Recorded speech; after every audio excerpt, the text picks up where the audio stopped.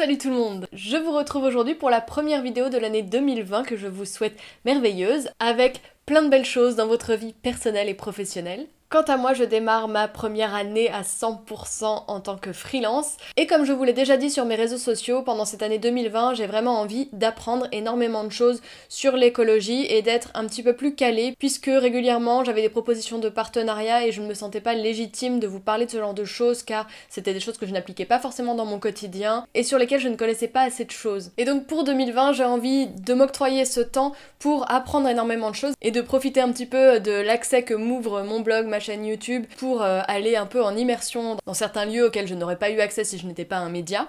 Et je vais essayer de vous restituer du mieux que je puisse toutes les informations que j'aurai emmagasinées, en essayant d'être la plus objective possible, la plus sincère, et également le faire de la manière la plus ludique possible, parce que personnellement j'ai une capacité d'attention assez réduite et je cherche à faire un contenu qui me correspond et que personnellement j'aimerais voir, donc j'ai besoin d'un truc un petit peu ludique, un petit peu prédigéré, pré-mâché, c'est absolument dégueulasse comme expression, et avec une petite dose fantaisiste, on va dire, pour que l'information soit plus facilement intégrée. Donc après avoir changé ma routine de soins, mon alimentation qui a quand même pas mal changé depuis que j'ai ouvert le blog, bon c'est pas forcément directement lié, j'ai également une approche un peu du zéro déchet, de la mode, plus ou moins éthique, ça c'est deux points sur lesquels j'ai encore un petit peu de mal.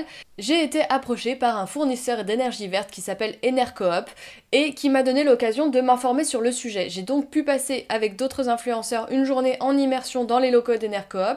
J'ai pu poser énormément de questions, notamment des questions que vous m'aviez posées sur mes réseaux sociaux, donc n'hésitez pas à me rejoindre sur Instagram parce que souvent je vous sollicite aussi en amont de mes visites pour récolter un petit peu les questions que vous avez sur certains sujets. Donc encore une fois, si un fournisseur d'énergie vraiment verte était venu me contacter pour me dire salut, tu veux faire un post sur nous et dire coucou l'énergie verte c'est trop bien, c'est quelque chose que je n'aurais pas accepté puisque, comme je vous le disais plus tôt, manque de légitimité, peu d'informations sur le sujet, aller récolter des choses sur internet, c'est ce que j'ai fait aussi par la suite, mais sans avoir eu un petit peu un avant-goût de ce qu'était un fournisseur d'électricité, où ça se plaçait un peu dans la chaîne et tout ça, enfin sans que quelqu'un de physique me l'explique, ça aurait été assez laborieux, et moi je me refuse personnellement à vous dégueuler un peu un texte qu'on m'a filé. J'ai vraiment besoin de comprendre les choses pour vous les restituer, sinon alors là le syndrome de l'imposteur serait à son maximum. Donc pour commencer, qu'est-ce qu'une énergie renouvelable ?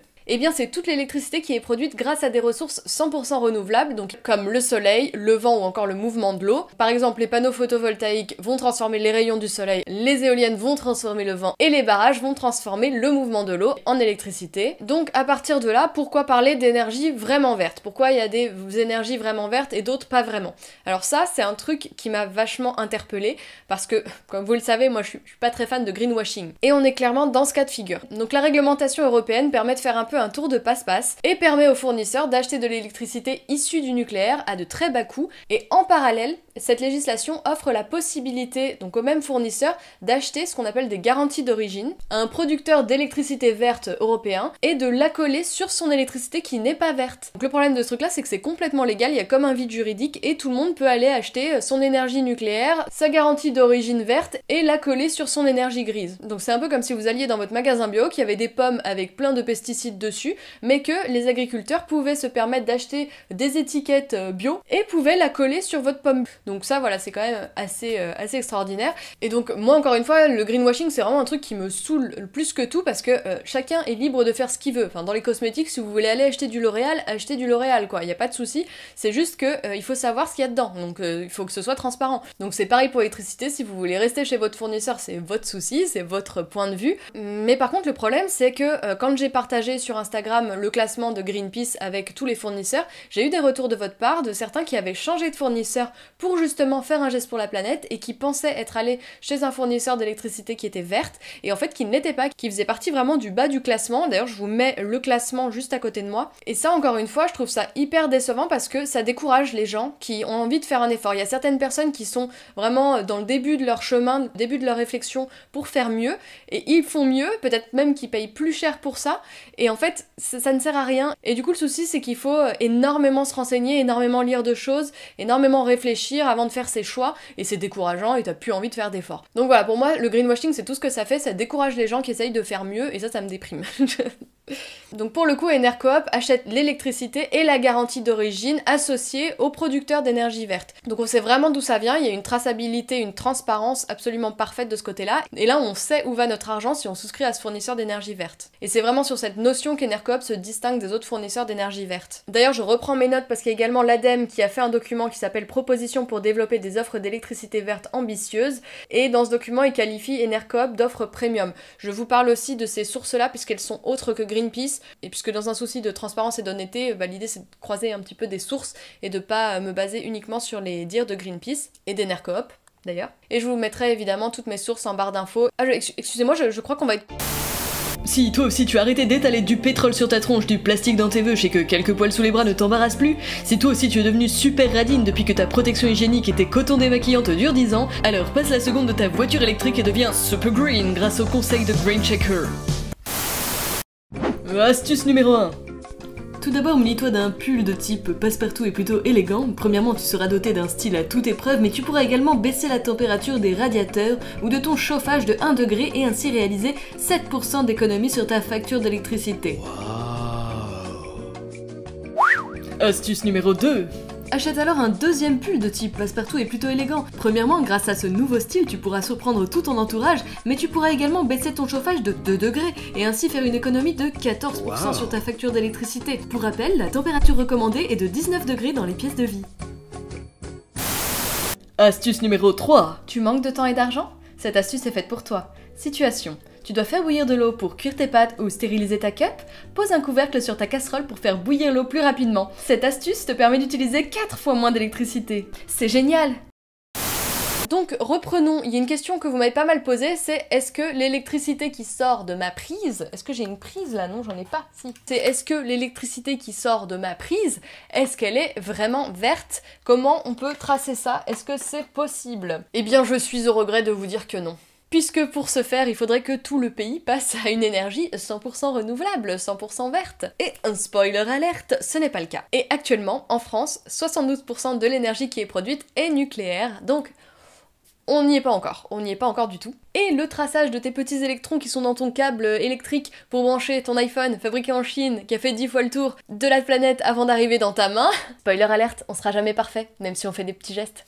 Il est évidemment impossible de savoir quel type d'énergie est utilisé. En revanche, si tu souscris à un fournisseur d'électricité vraiment vert, ce que tu fais à ton niveau, c'est que tu finances la production d'électricité renouvelable, sans émission de CO2, sans déchets nucléaires, et tu vas pas contribuer au financement d'énergie nucléaire. Et tu vas aussi pouvoir financer un peu la transition énergétique à ta manière. Donc forcément, cette démarche-là, quand on veut être un peu consommateur, ça a toujours un coût. Enercoop ne se cache pas d'être 15% plus cher que le prix du marché. Seulement, il y a quelque chose de très humain, ils sont vraiment en contact direct avec leurs producteurs d'électricité, qui sont donc pour la plupart en France, voire tous en France. Et ils leur proposent à chacun un contrat long terme et une rémunération plus élevée qu'ailleurs. On peut donc encore une fois faire le parallèle avec l'alimentation bio. C'est vraiment le même délire que le local et le commerce équitable qui propose de rémunérer les producteurs à leur juste valeur et voilà, de faire marcher un circuit court qui est donc plus vertueux. L'autre question, vous me demandiez si c'était fiable. Si une année, voilà, il n'y a pas de vent, il n'y a pas de soleil, il n'y a pas de pluie, enfin bon, bref, comment ça se passe? Est-ce qu'on a encore de l'électricité chez nous? Comment un fournisseur d'électricité vraiment verte gère ce souci-là? Alors par exemple, Enercoop a beaucoup d'hydraulique dans ses producteurs d'électricité et forcément, lorsqu'il y a moins de pluie, il y a moins de production et ils sont donc obligés d'acheter un complément d'énergie grise. Donc ça, voilà, c'est le fonctionnement normal tant qu'on pourra pas équiper toute la France de barrages, d'éoliennes, etc. pour fournir un maximum d'électricité, eh bien ce ne sera pas possible de fournir, comme je vous disais, dans sa prise 100% d'électricité renouvelable. En revanche, la garantie d'Enercoop est que leur producteur ait produit autant d'électricité que ce que leurs clients auront consommé dans l'année. Du coup, le discours, évidemment, c'est toujours d'être dans une décroissance de consommation d'électricité. En 20 ans, notre consommation d'électricité a complètement doublé parce qu'on est suréquipé en smartphone, en box internet, en téléphone portable. Et donc, il est super important de penser à faire baisser sa facture d'électricité en appliquant des petits gestes, les petits gestes de Green Checker peut-être, pour réussir un peu à faire baisser sa facture d'électricité, pour aussi bien éviter de vider notre porte-monnaie que d'épuiser la planète, évidemment. Et surtout, tu évites l'occasion. Si jamais vous devez déménager ou réinvestir dans de l'électroménager, il est préférable de l'acheter plutôt neuf puisque les constructeurs fabriquent de l'électroménager de moins en moins énergivore. Il est aussi intéressant de faire son achat en regardant l'étiquette énergie de son objet. Non mais c'est vrai, Green Checker a raison, selon l'ADEME, si on s'équipait tous de matériel électronique moins énergivore, chaque Français pourrait réduire de 3000 € sa facture d'électricité, donc il y a un réel avantage à être équipé en matériaux plus récents pour faire baisser sa consommation d'électricité. Astuce numéro 4. N'hésitez pas à utiliser les modes éco de vos machines à laver ou de vos lave-vaisselle. Ces cycles plus courts vous feront économiser énormément d'électricité et d'eau. Pour rappel, vos vêtements n'ont pas besoin d'être lavés à plus de 40 degrés, ce qui pourrait détériorer la fibre du tissu. Ainsi, cela vous évitera bien des surprises, comme de vous retrouver avec un tout petit slip ou un petit bonnet. Astuce numéro 5. Grâce à toutes les économies d'énergie et d'argent réalisées grâce aux astuces numéro 1, 2, 3 et 4, faites l'acquisition de cette merveilleuse multiprise dotée d'un bouton magique qui fera immédiatement passer vos appareils d'un état de type veille à un état de type éteint. Ainsi, vous pourrez réduire la facture d'électricité d'environ 11%.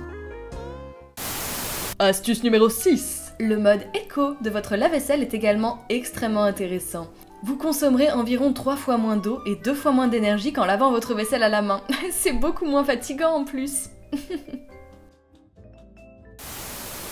Et enfin, je n'oublie pas d'éteindre la lumière quand je sors d'une pièce. Qu'est-ce que tu fais là? Car je ne serai plus à l'intérieur de la pièce. La lumière ne me servira donc plus. Ça va? Je crois qu'on a compris. Bon, j'espère qu'on peut continuer, que je vais pas être à nouveau coupée parce que là c'est quand même un peu saoulant quoi. Donc évidemment toute production d'électricité a un impact sur l'environnement, même si vous utilisez un fournisseur d'électricité vraiment verte, la meilleure électricité est toujours celle qu'on ne consomme pas, c'est comme le déchet, un bon déchet est un déchet qui n'existe pas, mais c'est vraiment comme tout, c'est une histoire de compromis, si on se dit qu'on peut pas tout faire et que du coup on fait rien, bah en fait c'est nul quoi. Donc moi c'est ce que j'essaye de vous dire sur mes réseaux, c'est d'essayer de consommer moins mais aussi de consommer mieux, parce que déjà une prise de conscience pour moi ce sera énorme parce que tu commenceras à réfléchir à tes actes et à aussi un petit peu intellectualiser tout ça et moi je trouve ça toujours très intéressant d'agir en conscience quand on fait les choses. J'essaye au maximum de faire ça et d'ailleurs j'étais assez déçue de moi entre guillemets parce que j'étais là ouais je fais attention à mes déchets, je fais attention à ma bouffe, je fais attention à plein de trucs et même des fois je fais un peu ma snob en me disant oui pourquoi les gens ils commencent à s'intéresser à ça quand ils ont un enfant, ça veut dire qu'ils y pensaient pas avant, qu'ils s'en foutaient de ce qu'ils mettaient dans leur corps, donc bon voilà je suis un petit peu comme ça quand je fais ma connasse et j'étais là un peu déçue de moi parce qu'il y a 5 ans quand je me suis installée dans cet appart j'ai signé mon contrat EDF sans me poser de questions, il y avait des stickers partout dans mon compteur électrique et je me suis même pas dit à ce moment-là mais je file mes sous à des géants du nucléaire, enfin déjà à l'époque j'étais moins consciente, mais surtout ce que je me disais c'est que c'est à chacun de faire son chemin, à chacun d'apprendre et d'aller d'étape en étape, même si le but ultime c'est pas de finir dans sa ferme en permaculture sans électricité, mais d'essayer au moins de conscientiser toutes ces choses-là, je trouve ça hyper important. Et pour moi, même s'il y a forcément des choses à redire sur l'énergie verte, sur la fabrication des panneaux photovoltaïques, qui soit dit en passant sont quand même recyclables, il y a une société qui recycle les panneaux photovoltaïques et apparemment Enercoop travaille avec eux, je vous mettrai le lien également dans la barre d'infos si vous voulez aller plus loin et creuser tout ça, mais pour moi toutes les énergies ne se valent pas parce qu'il faut quand même regarder la chaîne de fabrication du début jusqu'à la fin. Donc là je reprends également mes petites notes puisque ce que j'avais noté c'est qu'apparemment la fabrication d'une éolienne est rentabilisée après 2 ans d'utilisation. Donc je crois ce qu'on me dit, j'ai pas de dossier, de sources, etc. à vous donner en plus, mais visiblement, au bout de 2 ans d'utilisation, la fabrication d'une éolienne est rentabilisée. Sachant que la fabrication est sûrement un peu polluante, mais après, il n'y a pas de gaz à effet de serre, il n'y a pas de déchets radioactifs qui sont rejetés. Donc je continue sur les chiffres. Normalement, après des dizaines d'années d'utilisation, la plupart des éléments sont recyclables. Les panneaux solaires sont par exemple recyclables entre 95 à 99% et ont une durée de vie de 25 à 30 ans en moyenne. Donc je pense que c'est quand même assez rentable. Sachant qu'en comparaison, le processus de fabrication d'une énergie non renouvelable est polluant de A à Z, surtout pour ce qui concerne les énergies fossiles. L'extraction et la consommation des matières premières comme le pétrole et le charbon sont extrêmement polluantes et contribuent évidemment au réchauffement climatique et libèrent plein de gaz à effet de serre. En revanche, ça, je n'y connaissais rien et je ne le savais pas et donc je l'ai appris au cours de mes recherches. On ne peut pas nier que le nucléaire reste une énergie faiblement émettrice de gaz à effet de serre, mais en revanche, elle reste non renouvelable, dangereuse et elle génère aussi des déchets radioactifs qui donc nuit à la transition énergétique. Donc c'est en prenant un peu tout ça en compte qu'on peut se dire que l'électricité produite par les énergies renouvelables reste quand même la plus verte parce qu'elles n'émettent ni gaz à effet de serre, ni déchets radioactifs ou polluants lors du processus de fabrication d'électricité. Donc enfin pour conclure, même si pour moi, comme vous l'avez compris, toutes les électricités ne se valent pas, il est malheureusement nécessaire de faire attention à sa production d'électricité pour limiter son impact sur la planète. Par contre, l'idée ici n'est vraiment pas de culpabiliser le citoyen, parce que j'ai bien conscience que seuls les petits gestes ne suffiront pas. Et c'est pour cela qu'en souscrivant à un fournisseur d'énergie verte, c'est aussi financer les énergies renouvelables, faire augmenter également la demande et envoyer un gros signal aux producteurs d'électricité pour encourager tout ce qui est transition énergétique et investir dans les solutions un peu plus durables. J'ai pris énormément de plaisir à faire toutes ces recherches, à m'instruire sur ce sujet qui m'était vraiment inconnu. Je remercie Enercoop de m'avoir fait prendre conscience de tout ça et également d'avoir pensé à moi pour vous en parler et restituer un petit peu toutes ces informations que j'ai emmagasinées. Je suis ravie de faire cette conclusion avec la nuit qui tombe. C'est l'hiver, on fait des économies d'énergie, on adore. J'espère que cette vidéo vous aura plu et qu'en 2020 vous aimerez que j'aborde comme ça plein de sujets différents, aussi bien dans la pop culture que dans la cosmétique, que sur des sujets un petit peu plus précis, pointus, qui me demandent beaucoup plus de travail et qui m'intéressent énormément. J'avais vraiment l'impression de retourner à l'école, de devoir vraiment couper les sources, faire ma petite disserte, vraiment essayer d'être la plus claire possible, la plus logique et d'apporter quand même ma touche avec le Green Shaker. J'espère que ça vous aura plu. Je vous embrasse et je vous dis à très vite. Salut! Tu peux également changer toutes tes vieilles ampoules et les remplacer par des versions LED. Mais genre, vraiment LED. Ainsi, tu peux être sûr de réduire ta facture d'électricité. Ah, carrément, non mais moi le nouvel an, mais plus jamais en fait. Je déteste faire des soirées, je déteste les gens déjà, de base. Oh. Elle est vraiment LED.